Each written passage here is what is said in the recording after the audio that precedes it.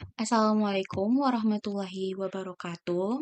We are from a group of 12 consisting of myself as Nur Awalianah binti Abu Bakar Daud and my partner Fajar Nur Rahman will present a material on humanistic therapy.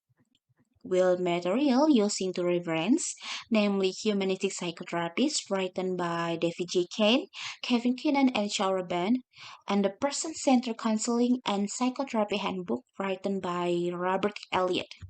Nah, kami dari kelompok 12 beranggotakan saya sendiri sebagai Nur Auliana binti Abu Bakar Daud dan rekan saya Fajar Nur Rohmah akan membawakan materi mengenai terapi humanistik dengan materi menggunakan dua referensi yaitu Humanistic Psychotherapist yang ditulis oleh David J. Kane, Kevin Keenan, dan Sean Burban serta The Person-Centered Counseling and Psychotherapy Handbook yang ditulis oleh Robert Elliott.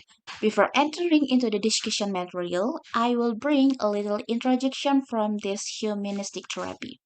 Nah, sebelum masuk ke dalam materi pembahasan, saya akan sedikit membawakan introduction atau pendahuluan dari terapi humanistik ini. In the past few decades, the research on humanistic psychotherapies has continued to accumulate. The effectiveness of all major branches of humanistic psychotherapy continues to be validated by new research carried out since the first edition of Humanistic Psychotherapies was published. The research supporting person-centered therapies and child therapy remains strong, and the evidence for focusing-oriented therapy, gestalt therapy, and essential therapy is growing at a more modest pace. The good news is that Gestalt and Essential School practitioners have begun to embrace and produce considerably more research than in previous decades. More recently, the integrative movement in psychotherapy has gained momentum and influence. As noted above, many of the core concepts and styles of practice common on to humanistic psychotherapies have increasingly been incorporated into mainstream psychotherapies. This is especially so in terms of other therapeutic approach incorporating an emotion focus in the work with an understanding that core beliefs are fundamentally embedded in emotion scams. Humanistic psychotherapies have also increasingly integrated concepts and methods from many therapeutic approaches, while remaining true to their core values and beliefs. Humanistic therapies have incorporated aspects of other therapies in a manner that retains the integrity of the model used. This means that clients are viewed as capable partners with whom the therapist collaborates to make therapeutic adjustment and to create an optimal relationship and style of therapy that best fit their needs. This approach is guided by research of the past few decades that has clearly shown that client involvement is the best predictor of a good outcome. Nah, dalam beberapa dekade terakhir, penelitian tentang psikoterapi humanistik ini terus menumpuk gitu. Nah, efektivitas semua cabang utama psikoterapi humanistik itu terus divalidasi oleh penelitian baru yang mana dilakukan sejak edisi pertama psikoterapi humanistik ini diterbitkan. Nah, penelitian ini mendukung terapi yang mana berpusat pada orang dan terapi anak agar tetap kuat dan bukti untuk terapi yang mana berorientasi pada fokus, kemudian terapi gestalt dan terapi esensial yang berkembang lebih lambat.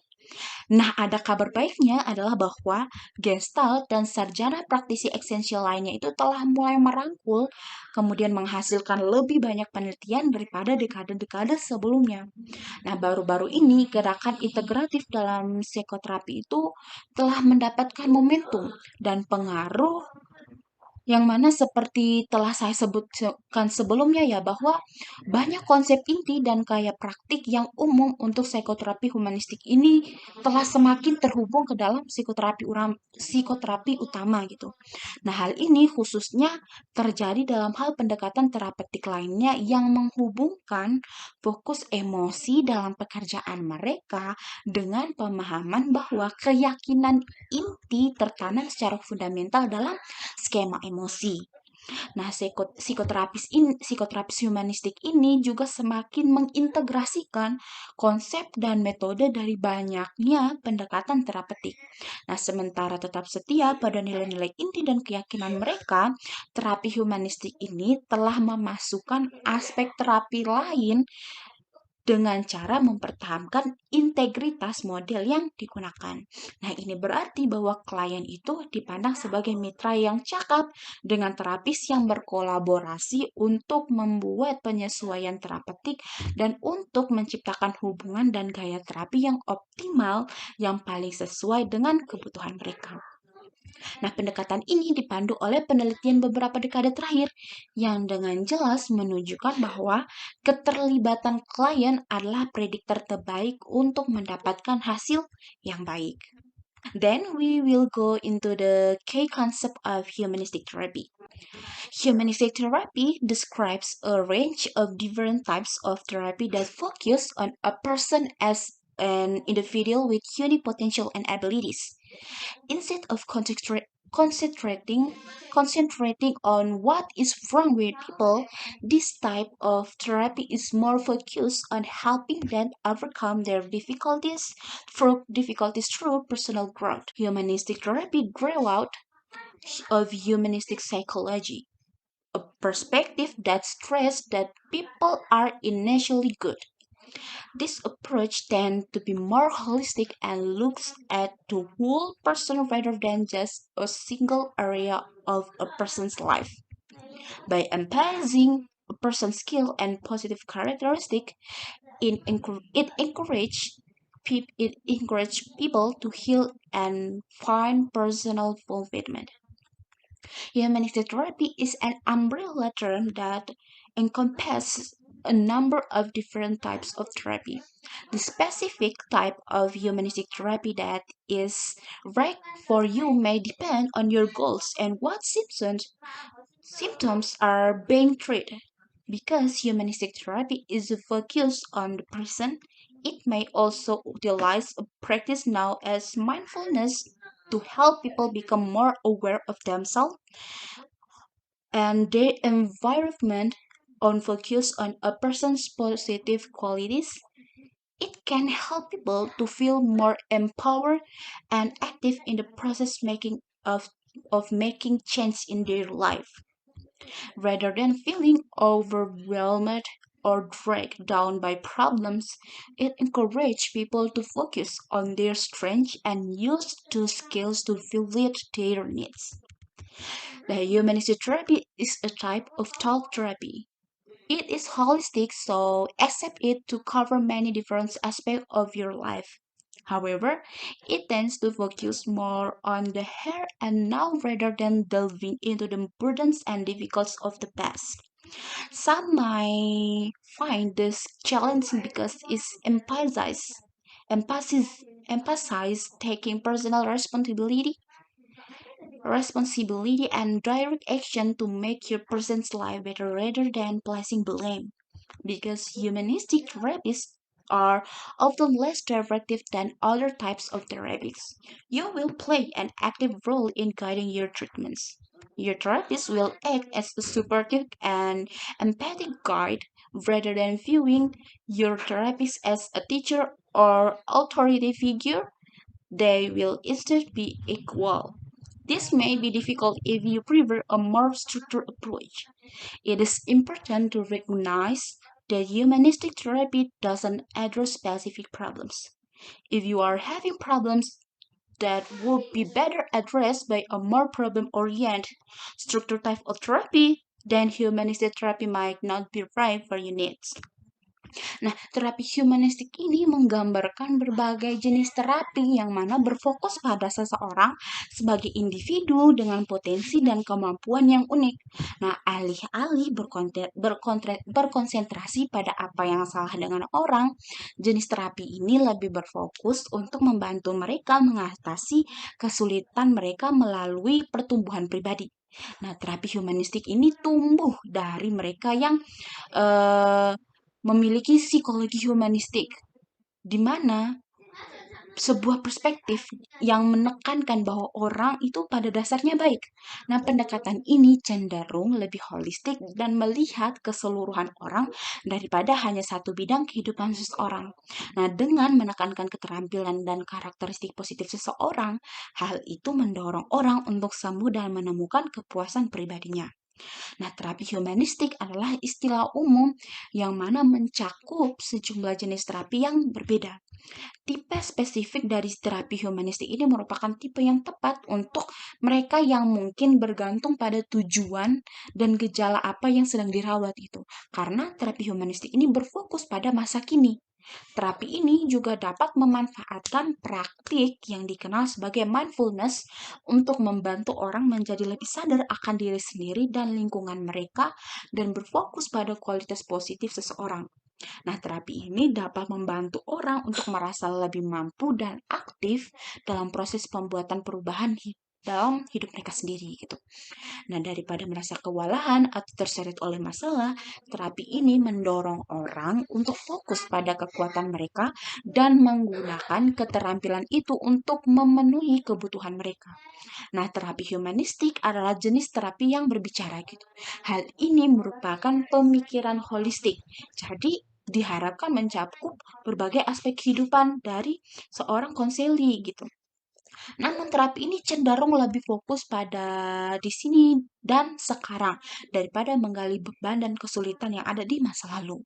Nah, beberapa orang mungkin menganggap ini menantang karena menekankan pada mengambil tanggung jawab pribadi dan tindak langsung atau tindakan langsung untuk membuat hidup kita sendiri itu menjadi lebih baik daripada menyalahkan diri sendiri gitu. Karena terapi humanistik ini seringkali lebih kurang mengarahkan dibandingkan terapi jenis-jenis lainnya gitu. Sehingga pada terapi ini konsili akan lebih berperan aktif dalam memandu perawatannya sendiri. Nah, terapis kemudian akan bertindak sebagai pemandu yang sportif dan berempati. Nah, alih-alih melihat terapis sebagai guru atau figur otoritas, mereka malah akan terlihat lebih setara dengan kita gitu. Ini memungkinkan kita itu sulit jika konseling itu lebih menyukai pendekatan yang lebih terstruktur gitu. Oleh karenanya penting untuk mengetahui bahwasanya terapi humanis ini tidak mengatasi masalah-masalah tertentu. Nah, jika mengalami masalah yang mana jika lebih baik ditangani dengan jenis terapi yang lebih berorientasi pada masalah dan terstruktur, maka terapi humanistik ini mungkin lebih tepat untuk kebutuhan permasalahan mungkin tidak tepat untuk kebutuhan permasalahan tersebut gitu. Materi selanjutnya akan dibahas oleh rekan saya Fajar Nur Rahman. Type of humanistic therapy. First, client-centered therapy, also known as person-centered therapy. This approach involves the therapist taking a non-directive approach to the therapy process. Jenis terapi humanistik yang pertama yaitu terapi yang berpusat pada klien. Terapi ini juga dikenal sebagai terapi yang berpusat pada orang. Pendekatan ini melibatkan terapis yang mengambil pendekatan non-direktif terhadap proses terapi. Jadi terapi ini berpusat pada klien atau orang yang akan dibantu. Terapis atau konselor psikologis akan terlibat dalam pendekatan secara tidak langsung untuk mencoba menerjemahkan persoalan yang sedang dialami oleh klien. Nah, terapis atau konselor juga akan memberikan empati maupun dukungan kepada pasien atau klien itu tanpa syarat. Termasuk konselor itu menyetujui dengan langkah yang dipilih yang mana yang akan dilakukan oleh pasien. Type of humanistic to existential therapy. This is a philosophical approach to therapy that works to help people better understand their place in the universe. Jenis terapi humanistik yang kedua yaitu terapi eksistensial. Ini adalah pendekatan filosofis untuk terapi yang bekerja untuk membantu orang lebih memahami tempat mereka di alam semesta. Terapi eksistensial humanistik adalah cara terapis atau konselor membantu pasien memahami arti dan posisi mereka di alam semesta. Konselor psikologis juga akan membantu pasien mengeksplorasi hal-hal yang akan membawa arti di dalam hidup pasien. Nah, pasien akan belajar untuk bertanggung jawab pada pilihan yang mereka pilih. Selain itu, juga memahami bahwa mereka itu memiliki kekuatan untuk mengubah hidupnya. Dalam arti hidup mereka itu akan lebih bermakna serta mempunyai tujuan hidup yang jelas. Type of humanistic therapy yang ketiga yaitu Gestalt therapy. This form of humanistic therapy focus on a person's current life and experience rather than looking at their past. Yang ketiga yaitu terapi Gestalt. Bentuk terapi humanistik ini berfokus pada kehidupan dan pengalaman seseorang saat ini daripada melihat masa lalu mereka. Nah, jenis terapi humanistik ini akan mengajarkan pasien untuk memahami dan juga mengendalikan emosi diri pasien. Kemudian, bagaimana menyelesaikan konflik yang terjadi di dalam diri mereka sendiri. Nah, biasanya konselor atau penterapis akan meletakkan sebuah kursi kosong di depan tempat duduk pasien. Lalu pasien akan disuruh untuk berbicara dengan kursi kosong tersebut yang duduk di depannya. Jadi kursi kosong itu dianggap seperti manusia imajinatif. Nah, terapi ini biasanya disebut atau terkenal dengan terapi kursi kosong. Yang keempat, type of humanistic therapy yaitu logoterapi.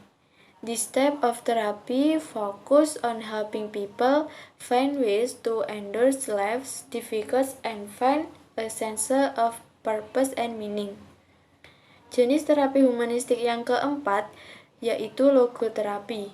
Jenis terapi ini berfokus pada membantu orang untuk menemukan cara untuk menanggung kesulitan hidup dan menemukan tujuan maknanya. Nah, teknik terapi yang keempat ini akan terfokus pada bagaimana membantu pasien untuk menemukan cara mereka dalam mengatasi permasalahan hidupnya. Selain itu juga untuk menemukan arti tujuan hidup mereka. Nah, jenis terapi yang keempat ini percaya bahwa menemukan arti hidup itu akan meningkatkan kemampuan dan kesehatan mental. Selain itu juga dapat mengurangi gejala-gejala seperti gejala depresi, kesedihan yang mendalam, kecemasan, dan juga trauma. Type of humanistic yang kelima yaitu narrative therapy. This approach to therapy helps people identify their values and skills by focusing on their personal stories and experience. Jenis terapi yang kelima yaitu terapi naratif. Pendekatan terapi ini membantu orang mengidentifikasi nilai dan keterampilan mereka dengan fokus pada kisah dan pengalaman pribadi mereka. Nah, konselor atau penterapis psikologis akan membantu klien atau pasien untuk mengidentifikasikan nilai dan juga kemampuan yang dimiliki oleh pasien. Nah, caranya yaitu dengan memfokuskan diri kepada pengalaman dan kisah hidupnya klien atau pasien. Jenis terapi humanistik ini juga akan membantu pasien untuk melihat diri mereka secara terpisah dari masalah-masalah yang telah dihadapi. Technique of humanistic therapy. Congruence. This technique is essential to humanistic therapy and involves the therapist being authentic, open, and genuine as they interact with the individual who is in therapy. Yang pertama yaitu tekniknya kesesuaian. Teknik ini merupakan teknik yang penting untuk terapi humanistik dan melibatkan terapis yang otentik, terbuka, dan asli saat mereka berinteraksi dengan individu yang sedang menjalani terapi. Empathetic understanding. This involves the therapist not only understanding what the client is feeling and saying, but also communication that understanding to the client. Yang selanjutnya yaitu pemahaman empati. Teknik ini melibatkan terapis atau konselor tidak hanya memahami apa yang dirasakan dan dikatakan klien, akan tetapi konselor itu juga mengkomunikasikan pemahaman itu kepada kliennya. Nah, individu atau klien tersebut harus merasa didengar, dilihat, dan juga dipahami oleh konselor. Selanjutnya yaitu reflective listening. This involves actively listening to the individual and then summarizing what the client has said in their own words. Yang selanjutnya yaitu mendengarkan reflektif. Nah, teknik ini melibatkan secara aktif dalam mendengarkan individu dan kemudian meringkas apa yang dikatakan klien dengan kata-kata mereka sendiri. Nah, strategi ini dapat membantu memperkuat apa yang dikatakan oleh klien dan juga memungkinkan klien itu merenungkan kembali kata-kata yang telah mereka katakan dan juga bisa menjernihkan potensi kesalahpahaman. Unconditional positive regard. This technique involves the therapist accepting the individual without judgment. Hal positif tanpa syarat. Teknik ini melibatkan terapis atau konselor menerima individu tanpa penilaian. Nah, hal ini ditandai dengan sikap peduli yang berperan penting dalam menumbuhkan harga diri, pertumbuhan pribadi, dan kesadaran diri. Terapis yang menggunakan teknik ini itu tujuannya untuk mendukung orang-orang atau klien saat mereka itu mengembangkan dirinya sehingga kesadaran diri mereka itu bisa tumbuh lebih baik ke depannya. Nah, teknik-teknik ini juga difokuskan pada pemecahan masalah tertentu. Nah, tujuan mereka itu untuk mendorong orang atau klien atau pasien itu untuk melihat diri mereka sendiri. Mereka itu mampu mengarahkan perilaku mereka sendiri untuk mencapai tujuan hidup mereka sendiri atau tidak. What humanistic therapy can help: anxiety, depression, low self-esteem, panic disorder, personality disorder, post-traumatic stress disorder. Apa yang dapat dibantu oleh terapi humanistik? Seperti kecemasan, depresi, rendah diri, gangguan panik, gangguan kepribadian, gangguan stres pasca trauma. Jadi tidak terlalu banyak penelitian yang mengatakan bahwa terapi humanistik itu bisa berhasil atau manjur. Terapi humanistik itu bisa manjur pada kondisi tertentu. Nah, hal ini mungkin dikarenakan pendekatan humanistik terapi ini kurang fokus pada gejala dan hasil yang terukur. Akan tetapi, terapi humanistik juga sudah digunakan untuk mengobati berbagai kondisi kesehatan mental yang berbeda, yaitu seperti kecemasan, depresi, rendah diri, gangguan panik, gangguan kepribadian, gangguan stres pasca trauma. Selain keenam hal yang telah dijelaskan di atas, ada juga yang dapat dibantu oleh terapi humanistik, yaitu seperti psikosis atau masalah gangguan kejiwaan maupun mental yang disebabkan karena mengkonsumsi obat-obatan terlarang seperti narkoba.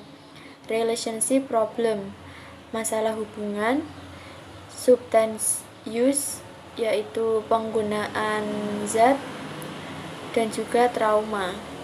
Trauma itu biasanya terjadi karena seseorang diperlakukan yang tidak baik, sehingga melekat dalam dirinya, dan apabila teringat kejadian tersebut, klien itu merasa trauma. Biasanya perlakuan ini berbentuk dalam perlakuan kekerasan. Benefits of humanistic therapy. Humanistic therapy also allows the individual to play an active role in their treatment, while the therapist acts as a knowledgeable trusted guide. This approach to therapy can also be a good way to learn coping skills, including problem solving and stress relief, that will be helpful whenever you are faced with problem in your life. Terapi humanistik juga memungkinkan individu untuk berperan aktif dalam perawatan mereka, sementara terapis bertindak sebagai pemandu yang berpengetahuan dan terpercaya. Pendekatan terapi ini juga bisa menjadi cara yang baik untuk mempelajari keterampilan mengatasi, termasuk pemecahan masalah dan menghilangkan stres yang akan membantu setiap kali Anda menghadapi masalah dalam hidup Anda. Jadi terapi humanistik ini memiliki berbagai manfaat yang bisa membantu kondisi-kondisi tertentu seseorang yang mengganggu mereka, terutama yang berkaitan dengan ketidakpastian makna hidup serta hambatan yang terjadi dalam hidup mereka, sehingga mereka tidak dapat mencapai aktualisasi dirinya. Manfaat terapi humanistik yaitu seperti mampu menyadarkan diri individu mengenai kondisinya atau apa yang sedang ia rasakan saat ini, daripada melihat masa lalu, dan individu dapat mengidentifikasi situasi yang mungkin berpengaruh pada sekarang ini. Kemudian juga dapat mengembalikan kondisi individu menjadi kongruen seperti sedia kala, seperti sebelumnya, atau seperti sebelum terjadinya permasalahan. Kemudian juga dapat membawa individu dapat melihat kembali masa awal kehidupan sebelum terjadi peristiwa-peristiwa yang sekarang ini. Nah, selain itu juga dapat membantu individu menemukan kembali kepercayaan dirinya yang saat ini sudah hilang. Kemudian juga dapat mengatasi gangguan psikologis seperti depresi, kecemasan, gangguan panik, gangguan kepribadian, serta masalah dalam hubungan. Mungkin itu penjelasan tentang humanistik terapi dari kelompok 12. Ada kurang lebihnya, mohon dimaafkan. Wassalamualaikum warahmatullahi wabarakatuh.